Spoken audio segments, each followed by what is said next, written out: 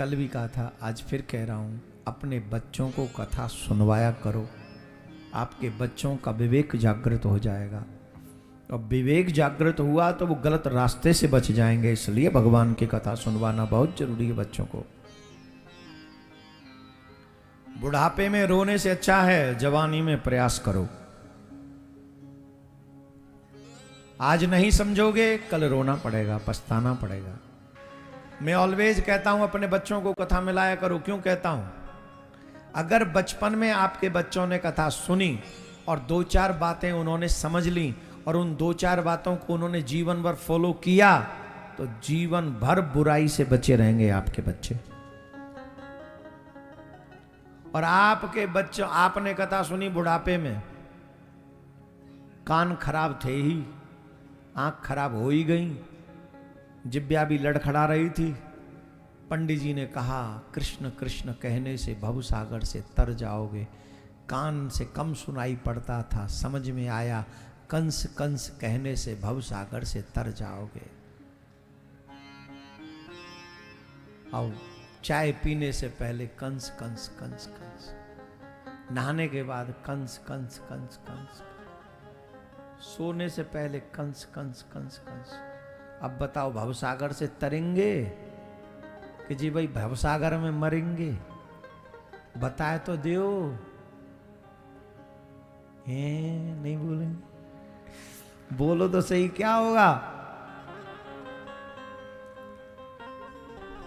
बचपन में आंख खराब, जवानी में, बुढ़ापे में आंख खराब, कान खराब, जिब्या खराब, पाम खराब, हाथ खराब, और तब चले क्या बोले अब करेंगे भजन। ले कर ले, धर्यो जा भजन धर्यो है। भजन की सही उम्र है बचपन, नॉट 55। बचपन, बचपन में एक माला भी अगर तुमने करी तो 55 की 100 माला के बराबर है। और ये सनातनी माँ बाप बहुत बुरा करते अपने बच्चों के साथ, कभी भजन नहीं करवाते अपने बच्चों से। डॉक्टर बन जाए, इंजीनियर बन जाए, जे बन जाए, जे बन जाए, गुंडा ही बनेगा गुंडा, बिना भजन के ना बनो जी। न मरो तो मार देंगे पैसा के लिए, गुंडा बनेगो कि ना बनेगो? केस न करवानो तो करवा देंगे, वकील बता बनेगो कि ना बनेगो गुंडा? और अभी आपके विषय में हम कुछ नहीं कह सकते, पुलिस वाले बैठे हुए। हाँ, नहीं तो पता चले उठने से पहले दो चार धारा हम पे ठोक दे।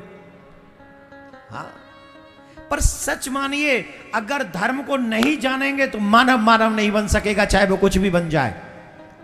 मानव को मानव बनाता ही धर्म है। और जो अगर बचपन से तुम्हारे बच्चों ने धर्म किया और भजन किया, हम विश्वास से कहते हैं चाहे वो कुछ भी बन जाए लेकिन ठाकुर जी का परम भक्त अवश्य बनेगा। हिंदुओं का आचरण करने से, सनातनी आचरण करने से आप सनातनी कहलाओगे। भगवान को प्रणाम न करे और सनातनी बनो तो काहे के सनातनी हो? तो जोर से बोलना पड़ेगा। तो बताइए कौन कौन अपने बच्चों में ये संस्कार डालेगा?